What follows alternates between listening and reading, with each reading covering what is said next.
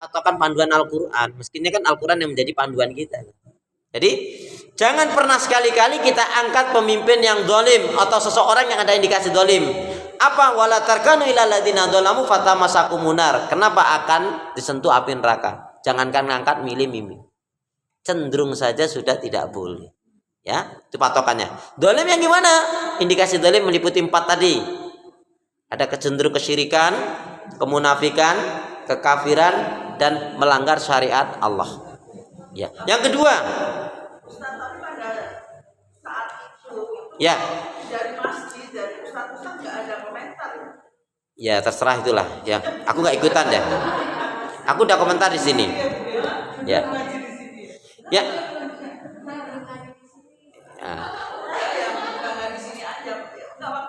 Ya sudah tutup buku Bengkulu Semarang. Dulu. Sekarang yang penting. Itu Allah yang mengatakan. Nah, makanya sekarang dipilih Ustadz gitu aja lah, Bu. Yang kedua, jangan pernah kita angkat pemimpin atau seseorang yang ada cenderung sombong. Ya. Sombong, merasa baik, kuat sendiri, benar sendiri, hebat sendiri. Yang lainnya nggak boleh. La yadkhulul jannah man kana fi qalbi misqala dzarratin min kibr. Tidak akan masuk surga orang yang dalam hatinya ada sifat sombong meskipun hanya sebesar atom. Tapi Ibu nanti ayatnya Ibu baca saja. Ayat tentang sombong itu 1 surat Al-A'raf ayat 36, 40 dan 146. Masalah sombong ini nggak usah saya urai karena sudah suratnya ke-7 sama ayatnya 36, 40, 146. Intinya bagaimana unta mau masuk ke dalam lubang jarumnya. Surat 7 ayat 36, 40 dan 146. Semuanya di dalam surat 7. Masalah sombong nggak usah kita perpanjang, sudah paham lah masalah sombong. Nah, yang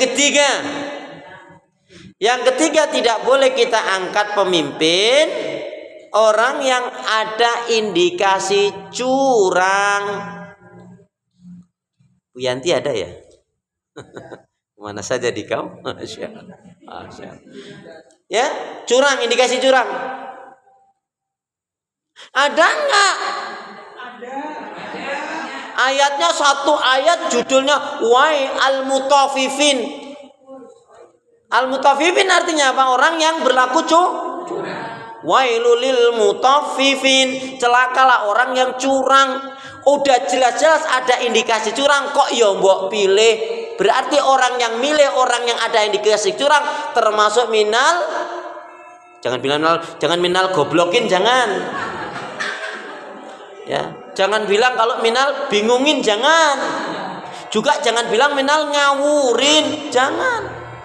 Walaupun senajan itu maksudnya.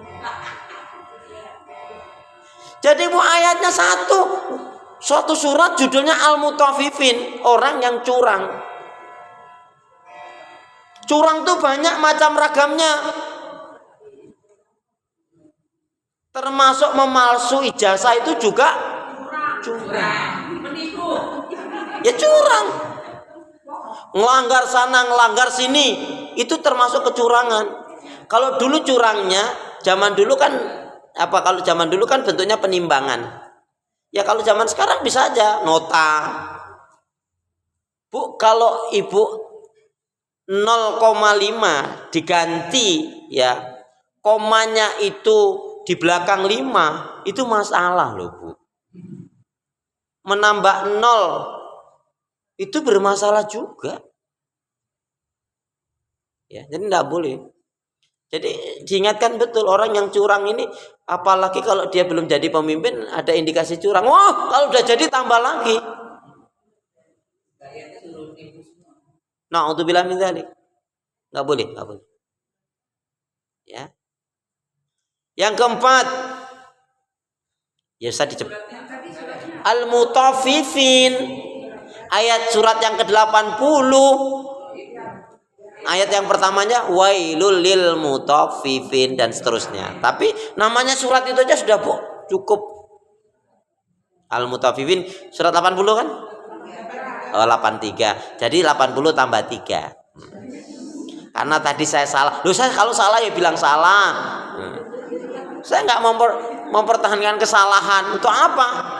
Karena orang yang mempertahankan kesalahan termasuk minal goblokin. Ya akui saja kalau salah memang sah. Karena lidah harus dijaga. Karena lidah harus dijaga. Salamatul insan fi hifdzil lisan. Keselamatan seorang tetap pada penjagaan lidahnya. Mulutmu, lidahmu adalah surga nerakamu. Kok harimau di hutan sana, taman safari sana. Jadi yang benar, mulutmu, lidahmu adalah surga nerakamu. Karena kalau ucapan kita baik-baik, kan apa? Dinilai oleh Allah satu kebaikan, atau ya berpahala, kan mengantarkan ke surga. Tapi kalau ucapannya buruk, naudzubillah min dzalik, menyebabkan neraka. Yang keempat apa Ibu? Dolim, sombong, curang. Yang keempat adalah dusta. Wah, dusta ini banyak.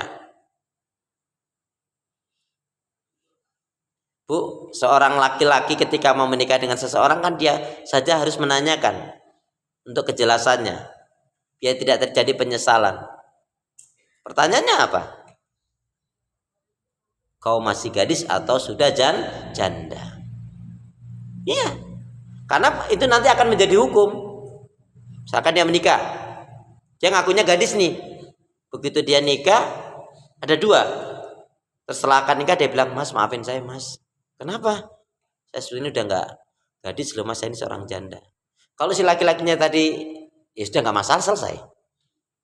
Tapi kalau dia, oh gitu ya, dia belum berhubungan suami istri, maka apa Bu? Dia bisa mengambil semua maharnya dan apa yang diberikan. Tapi kalau dia sudah berhubungan suami istri, kemudian dia mengatakan, "Mas, maaf saya ini sebenarnya sudah nggak gadis, saya ini seorang janda." Dia marah, dia bisa mengambil separuh dari maharnya tadi. Itu menjadi hukum. Termasuk binti. Nggak boleh orang anak angkat dia gunakan pakai binti. Atau anak insiden. Nggak boleh. Walaupun itu bapak kandungnya secara biologis. Bapak biologis ya. Ini bapak kandung tetapi secara biologis. Nggak boleh. Karena dia kalau anak di luar nikah ini, insiden ini tadi kan terputus apa? 1 perwaliannya, warisnya, dan persaksiannya. Nasabnya 4. Kalaupun dia harus menggunakan wali hakim, nggak boleh dari jalur bapak. Itu pun kalau jalur ibu yang dibolehkan. Itu pun para ulama lebih cenderung menekankan lebih baik yang lainnya untuk wali hakimnya itu. Ya. Jadi kedustaan ini apalagi kaitannya dengan suami istri, rumah tangga, pernikahan, kaitannya dengan kedustaan masalah negara, pemimpin, ini berat sekali karena dihadapin banyak jutaan apalagi Indonesia ini. 135 juta penduduk Indonesia itu dulu. Sekarang sudah 280 juta. Nah iya, itu kan dulu. Makanya nggak boleh mengangkat pemimpin yang dusta. Allah berfirman, coba kaitannya dengan dusta, Ibu. Salah satu ayat tentang dusta ada di dalam surat An-Nahl, surat yang ke-16 ayat yang ke-30, ayat yang ke-105. Saya akan cepatkan saja. A'udzubillahi minasyaitonirrajim. Innama yaftaril kadzibal ladzina la yu'minuna biayatillah. La yu'minuna biayatillah wa ulaika humul kadzibun. An-Nahl 16 105. Surat 16 105. Sesungguhnya orang-orang yang mengadakan kedustaan, kebohongan itu adalah orang-orang yang tidak mengimani ayat-ayat Allah. Mereka itu adalah pendusta.